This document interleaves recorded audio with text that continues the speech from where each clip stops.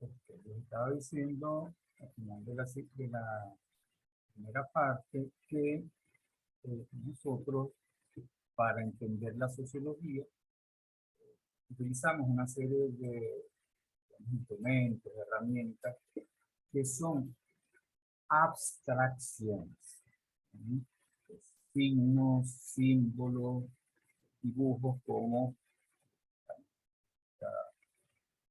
compartimos hace poquito, un poco para eh, cada uno de ellos. Fíjense, hablamos acá de la realidad, sustituimos con palabras, con signos, con símbolos, lo que es el elemento que yo estoy estudiando y las fuerzas externas que van a incidir en ella, le colocan límites y también la fuerzan a ir en un sentido o en otro, ¿no? El día, por ejemplo, en el caso ambiental, España, es la mayor de las Palmas, estalló un volcán. Bueno, el contexto ambiental allí está incidiendo en la vida de muchísimas personas de esa realidad social concreta, de la vida de las personas. Sería el contexto ambiental, el contexto geográfico, el vivir en unas zonas volcánicas, van a incidir de manera importante en la vida de esas personas. Para entender el fenómeno en la actualidad, van a la historia, o sea, que otros estallidos del volcán ha habido, cómo se ha comportado, y bueno, al final es una realidad única, pero que tiene una fuerza enorme en la vida de esas personas. Ahora, para nosotros entenderla, utilizamos signos, símbolos, en líneas generales, una abstracción. Que explicábamos sobre, para entender esa misma realidad, tenemos que ubicarnos en el espacio, en el tiempo y en el nivel de profundidad con el cual queremos entender esa realidad. Y vamos a ver que tenemos diferentes niveles de análisis en sociología, eso lo vamos a desarrollar en las próximas clases.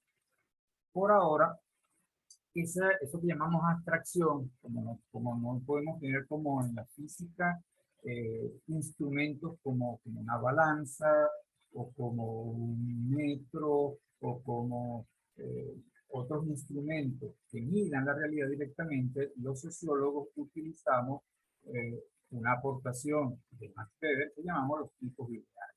¿Qué son los tipos ideales? Son construcciones mentales, es decir, abstracciones que tienen el carácter de una utopía, es decir, no es la realidad en sí misma, sino que exagera mentalmente ciertas cualidades de esa realidad que yo quiero entender para que pueda yo, lo que observo, compararlo con ella.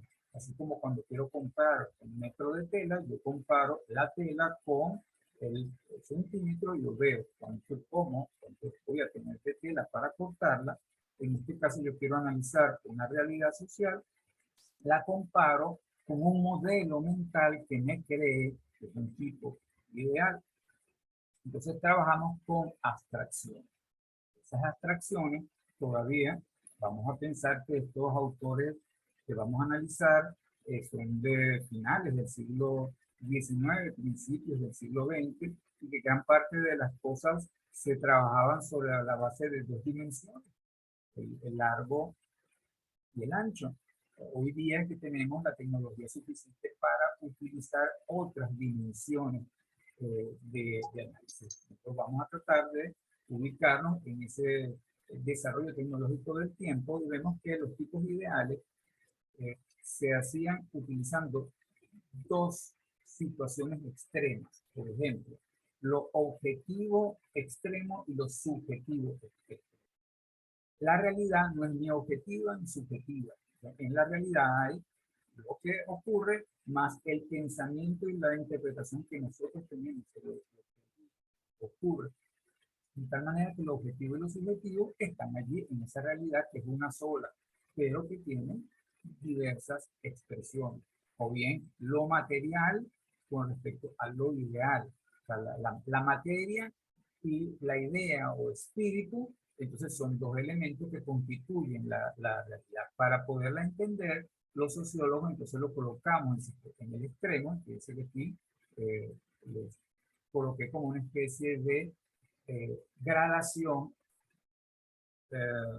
como si fuera un centímetro, como si fuera un metro, que nos permite entonces, si yo voy a explicar las clases, por ejemplo, estoy analizando la clase y digo, bueno, cuán subjetiva es esta clase, cuán objetiva, yo comparo la realidad con el instrumento que me he creado para medirla en concreto. Es una cosa que, con la que todo el tiempo nos enfrentamos, por ejemplo, lo bueno y lo malo. Una persona es buena, una persona es mala, una idea es buena, una idea es mala. ¿Cuán buena es la idea? ¿Cuán mala es la idea? En el instrumento de los tipos ideales, entonces está lo malo puro, malo, malo, recontra malo, y lo bueno puro, bueno, bueno, recontra bueno. En la realidad no existe nada que sea totalmente bueno, nada que exista totalmente malo. No existe nada que sea totalmente ideal, ni nada que sea totalmente material. Y para ello entonces utilizamos como instrumento esto que llamamos continuum. El continuum entonces es ubicar de manera abstracta un modelo con el cual yo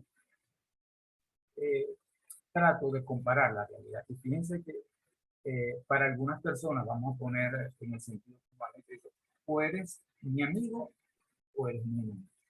Situaciones intermedias no hay. Para la sociología se asume que siempre hay muchísimas combinaciones de situaciones intermedias e incluso situaciones que van cambiando con el tiempo. O sea, tú puedes ser mi amigo hoy, pero nos peleamos, ya dejamos de ser amigos, o somos menos amigos, o somos más amigos. Es decir, hay un continuo, una continuación. Aquí se los muestro con otra imagen, que es la gradación de los colores. Fíjense que hay situaciones extremas y hay gradaciones. Así funcionan los continuos. Lo negro generalmente lo ubican como lo diabólico, lo negativo, y bueno, existe el mal, mal recontra mal, o el bien, bien recontra bien. El blanco puro, que es la iluminación total, y el negro, la oscuridad total.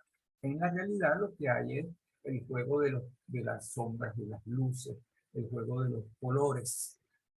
Y la realidad es así. La realidad tiene muchísimos colores, combinaciones que van cambiando de un momento a otro. Entonces yo lo utilizo como un modelo con el cual yo voy a comparar la realidad. Ya vamos a ver que estos son, digamos, elementos como muy simples que estamos colocando como ejemplo, pero que en la medida en que vamos avanzando en temas de la sociología, vamos a ver cómo utilizamos este continuum aportado por uno de los sociólogos que vamos a estudiar con mayor detenimiento, que es Max Weber. Con ello, fíjense, vamos a utilizar, nos vamos a pasear por las principales teorías que explican lo que somos los seres humanos. La pregunta es, ¿qué somos los humanos por naturaleza? Y esto es importante porque a partir de la respuesta que nos demos a esa pregunta van a ser los supuestos sobre los cuales se montan las teorías sociales. Por ejemplo, la teoría más antigua nos ubica entre la creación y la evolución. ¿Somos los seres humanos seres evolucionados o somos criaturas o somos criaturas? Somos animales, somos seres hechos a imagen y semejanza de Dios. La ciencia siempre se ha inclinado hacia este lado y allí nos vamos a conseguir con otra dualidad que nos plantean otros teóricos partiendo ya desde el siglo XVIII, XIX, que bueno, gana la teoría en las ciencias de la evolución y entonces se plantean dos situaciones ideales.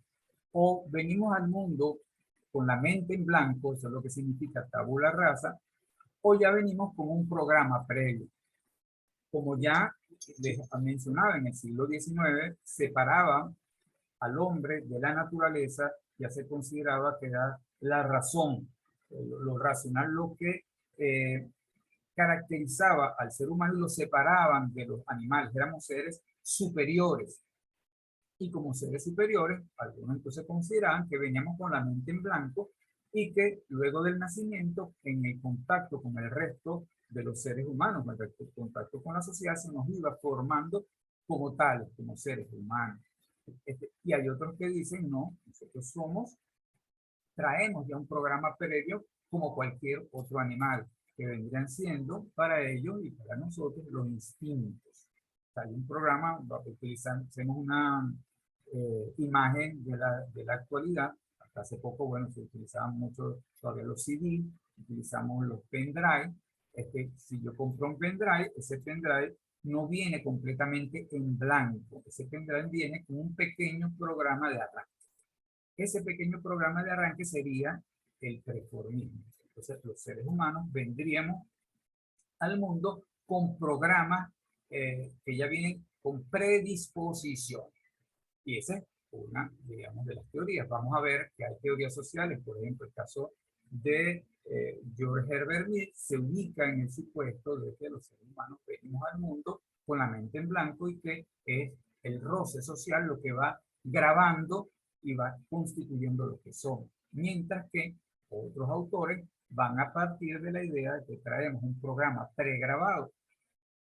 Y entre ellos vamos a mencionar solamente dos, quienes dicen, bueno, igualito colocándose en las dos situaciones extremas.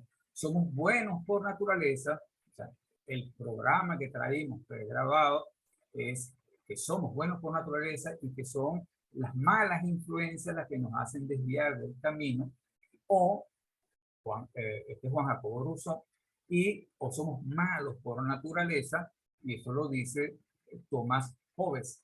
Thomas Hobbes entonces plantea que el hombre es el lobo del hombre y que hace falta la intervención del Estado para controlar esa maldad innata y natural que tenemos los seres humanos.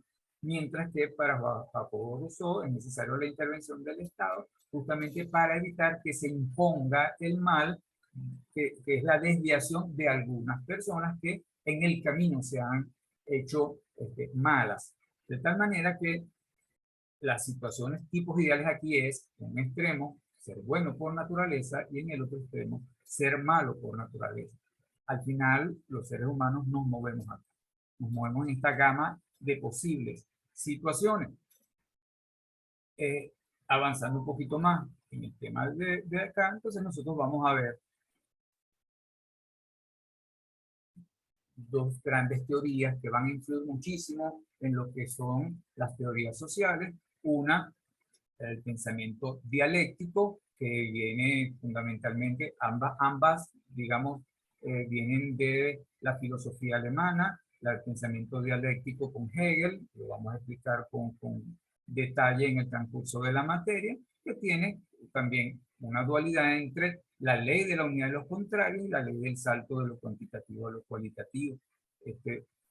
Todo elemento en el universo está compuesto de factores contradictorios que luchan y se imponen uno a otro. Salud con la enfermedad, vida con muerte, lo bueno con lo malo, lo material con lo inmaterial, etcétera, etcétera. Son contrarios que constituyen la misma realidad. No es que hay una realidad buena y una mala, sino que son parte de la misma realidad. Y en el otro extremo tenemos el planteamiento de Kant, que los seres humanos somos duales. Somos duales porque somos a la vez racionales y a la vez irracionales. Sin embargo, con una mirada evolucionista, él nos dice, bueno, que en la medida en que seamos más racionales, más seres humanos somos, y en la medida que más irracionales nos comportemos, nos parecemos más a los animales. Esta va a ser justamente esta dualidad racional y irracional sobre la cual se monta la teoría de Max Weber, que en la segunda unidad vamos a nosotros a trabajar. Entonces, o somos duales o dialécticos, pero fíjense que va complejizando desde el punto de vista de las ciencias sociales y humanas lo que es la abstracción y el modo de comprender la realidad humana. Volviendo al contexto, ya porque justamente una de las primeras tareas, luego que veamos la perspectiva, ustedes si ya han leído temas que les pusimos a disposición sobre la perspectiva sociológica, se habrán dado cuenta que sin haber mencionado a ninguno de los autores que ustedes leyeron, vemos que estamos tratando de mostrarles con instrumentos y con herramientas lo que sería la perspectiva sociológica.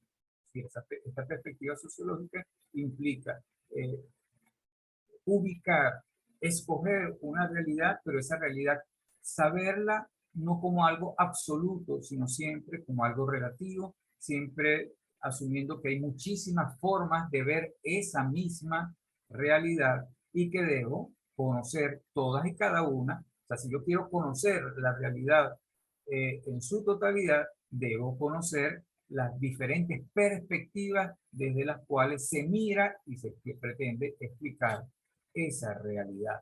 Es decir, lo general en lo particular y lo particular en lo general. Y aquí entonces nos vamos a detener un poquito en esta última fase de la clase para explicar un poco cada uno de los contextos. Les decía que nos interesa, de acuerdo a lo aportado por las principales teorías, 4 contextos que son en general vistos por disciplinas particulares, como es el contexto económico, visto por la economía, el contexto político, visto por la politología, el contexto jurídico por el mundo del derecho y el contexto ideológico-cultural visto también por la psicología o la antropología. También está el contexto social visto en específico por los sociólogos, pero como esto es sociología general, entonces nosotros para poder entender la realidad sumamos las aportaciones de cada una de estas disciplinas particulares para poder tener una visión general de esa realidad que nosotros queremos entender, observándola, explicándola, comprendiéndola, etcétera, etcétera. Entonces nos detenemos en cada uno de esos condicionamientos o factores. O sea, cada contexto tiene unos factores o elementos condicionantes que ejercen una fuerza sobre esa realidad, la modifican e incluso deciden acerca de hacia dónde se dirige esa realidad. Entonces, tenemos los factores económicos. Y en los factores económicos, ¿qué cosas vamos a tomar en cuenta? Son muchísimas cosas. Pero para nuestro análisis vamos a ir en primera instancia al elemento de carácter demográfico. Si yo quiero conocer una realidad social, me voy a la descripción de la demografía. ¿Cómo está distribuida la población? ¿Es una población predominantemente rural o una población predominantemente urbana? Si yo estuviera en los llanos de Apure, es más rural que urbana, es más urbana que rural. Ya San Fernando de Apure es una realidad urbana, pero las sabanas y los pequeños pueblitos son realidades urbanas. Hay sociedades entonces predominantemente urbanas y sociedades predominantemente rurales, dependiendo de cómo esté distribuida esa población, y entonces eso va a tener que ver con las actividades económicas que allí se realizan. El otro elemento clave es el crecimiento de la población. ¿Y con qué tiene que ver el crecimiento de la población? Tiene que ver con natalidad, es decir, eso es un número, índices de natalidad, cuántos niños nacen vivos, mortalidad, cuántos mueren en un determinado periodo de tiempo. Si analizáramos la mortalidad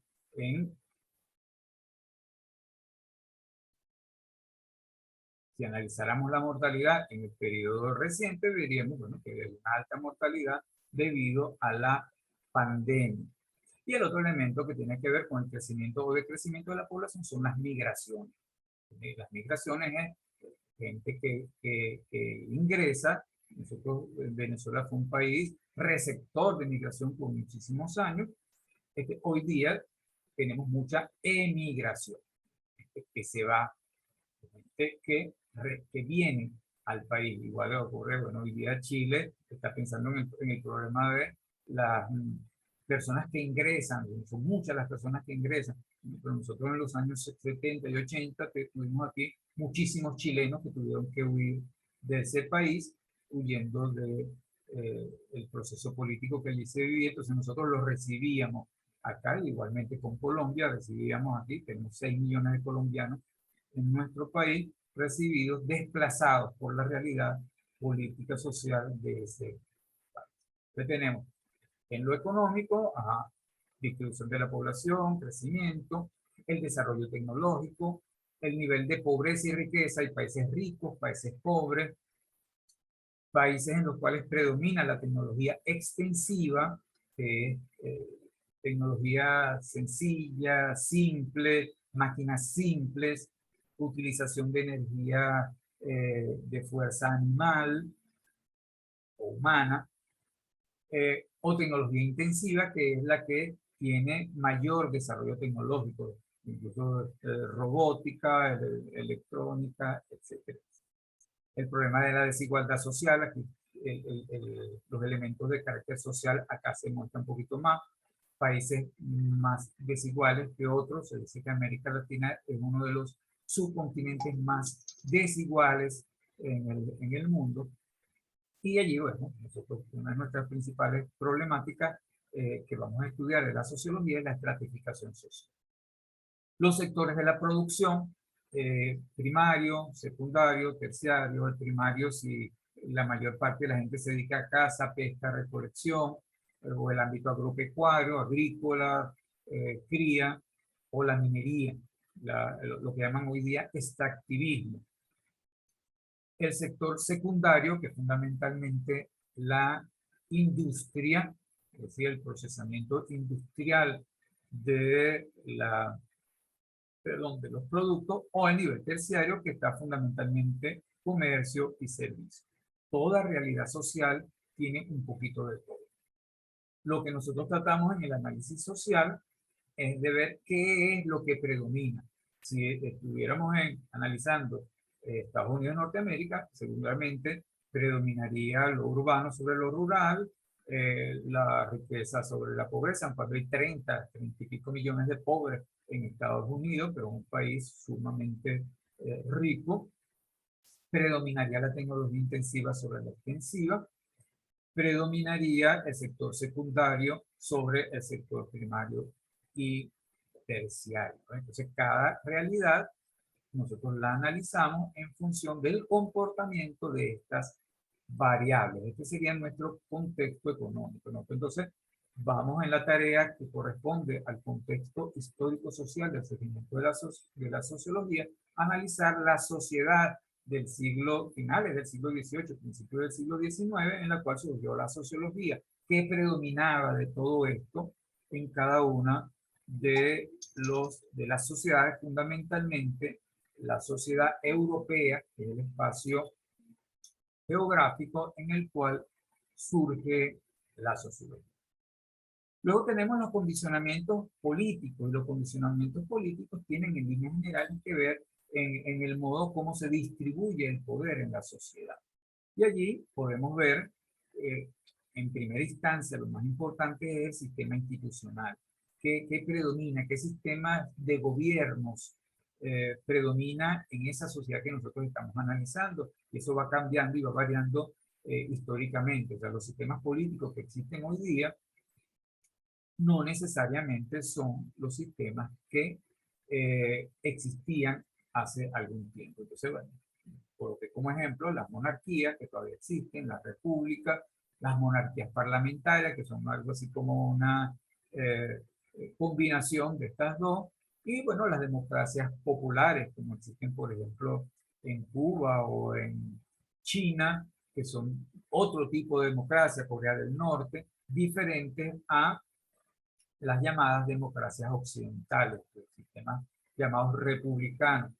Las correlaciones de fuerza, el tema de cómo funcionan los partidos.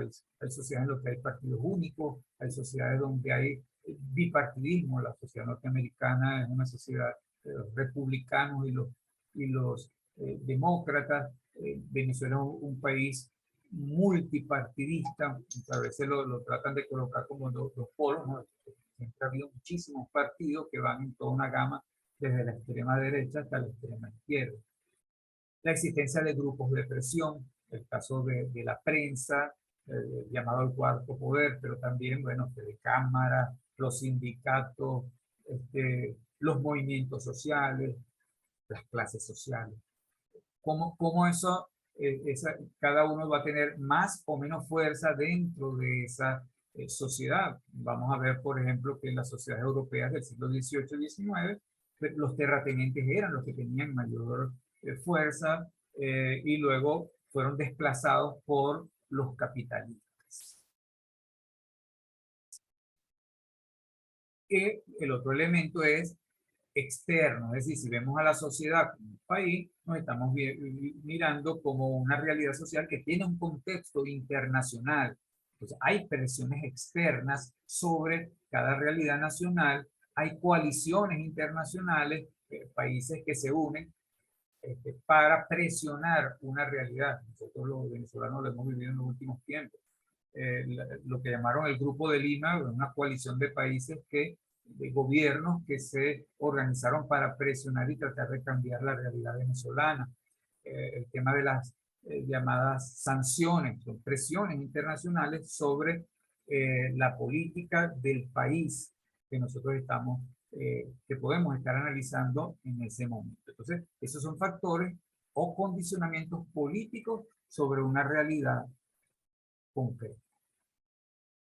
Luego tenemos factores los jurídicos. Los jurídicos no son más que las reglas sociales, que son reglas formales o informales que rigen, que le ponen límite a los comportamientos dentro de una sociedad. Entonces, en primera instancia, en los tiempos republicanos están las constituciones. No siempre existieron las constituciones. La constitución es un producto de las llamadas repúblicas, pero son reglas fundamentales que rigen a una sociedad. Pero también hay unos acuerdos internacionales, por ejemplo, este acuerdo sobre regulaciones para el cambio climático, sobre los derechos humanos. Son acuerdos internacionales que rigen, limitan los comportamientos a nivel de una realidad social completa. ¿Cómo funciona el sistema judicial? Hay un cuerpo de leyes y tienen jerarquías, hay unas leyes más importantes que otras. Hay elementos que son más protegidos que otros. Por ejemplo, hay países en los cuales la propiedad privada es sagrada. Hay otros países en los cuales la propiedad social es sagrada. De tal manera que vamos a ver un contexto jurídico, son sus elementos, sus reglas, los límites legales que rigen los comportamientos sociales. Y finalmente tenemos las llamadas límites, condicionamientos, factores condicionantes culturales o ideológicos. Tenemos la cultura en sí misma, ustedes la deben estar viendo en antropología, que está conformada por las creencias de las personas, los valores que rigen sus comportamientos, sus costumbres, el lenguaje, es importante. Elementos de carácter propiamente ideológico, que tienen que ver con las predisposiciones, las actitudes, comportamientos, el machismo, el,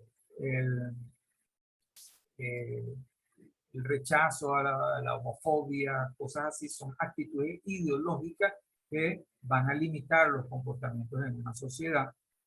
Y tenemos las ideas y representaciones sociales que vienen siendo, bueno, las ideas, libertad, que es la libertad, una idea, un modelo tal que es la igualdad, que es el progreso, son ideas que rigen y guían el comportamiento de las personas.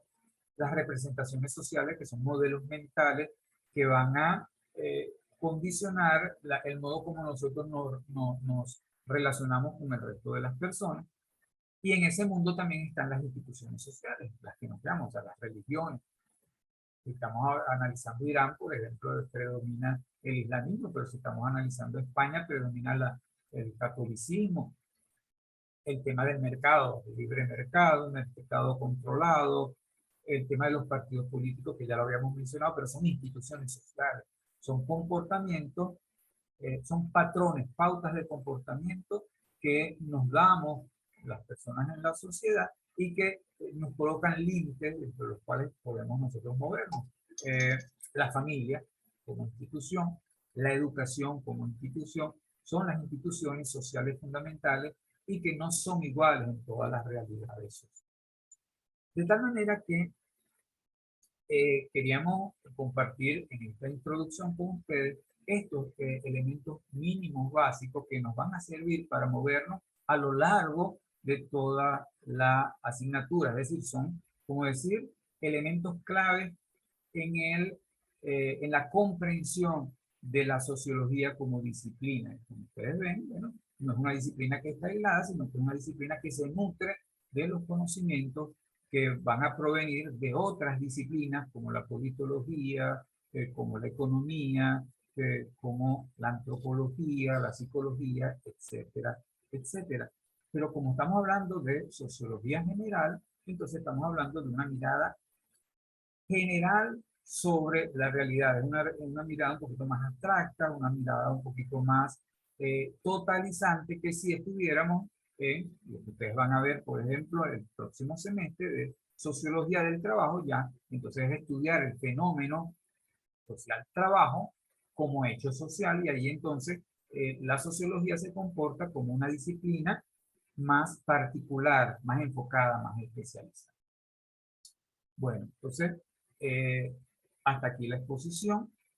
Tenemos unos minutos, si quieren entonces hacer alguna pregunta, alguna observación. Como los minutos pasan sumamente rápido, también vamos a contar, les propongo, con dos espacios. Uno, el propio chat. Ustedes pueden ver con calma el video de esta exposición que hemos hecho y podemos irlo discutiendo por allí. Pueden hacer preguntas en el chat. Lo prefiero así para que todos vean lo que opinan y las dudas, porque las dudas de uno y la respuesta a las dudas de uno seguramente van a servir y van a influir para que las dudas de otros se resuelvan. Lo otro es el espacio del aula virtual. Allí vamos a colocar el video y vamos a abrir un foro de discusión sobre estos elementos que seguramente nos van a servir para poder desarrollar la siguiente tarea, que es la asignación para esta próxima semana, que es el estudio del contexto histórico-social del surgimiento de la sociología. ¿Alguna pregunta breve en estos últimos minutos?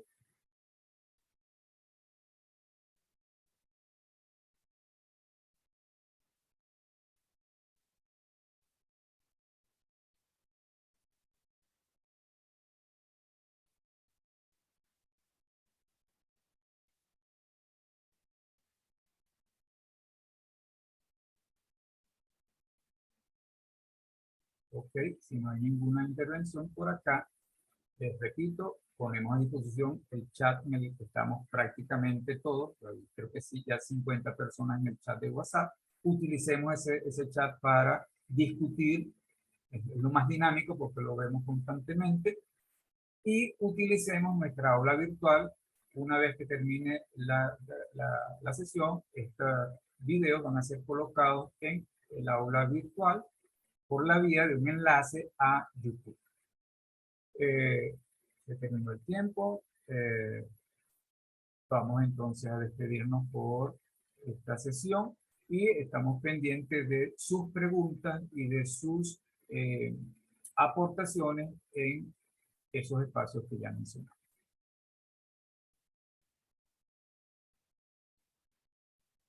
¿Okay? Aquí Luisa nos dice, entonces la sociología no se queda en los extremos, ve todos los matices, exactamente. La realidad es dinámica, reconocemos que la realidad va cambiando y reconocemos que hay muchísimos puntos de vista que deben ser tomados en cuenta. No se queda en los extremos, utilizamos los extremos solo como tipos de ideales abstractos para comparar la realidad y tratar entonces de conocer, por ejemplo, se habla mucho de derecha y de izquierda en política. Entonces se habla de extrema derecha, se habla de centro, se habla de derecha moderada, se habla de izquierda moderada, es decir, todos los matices sobre los cuales el comportamiento y la idea política se mueven. Desde la sociología, entonces, trabajamos toda la realidad en los matices, ¿no? Y bueno, sí, las preguntas pueden utilizar el grupo de WhatsApp para hacer más preguntas y para hacer más intervenciones que ustedes puedan realizar. Muchísimas gracias por su participación y nos vemos en una próxima actividad sincrónica. Y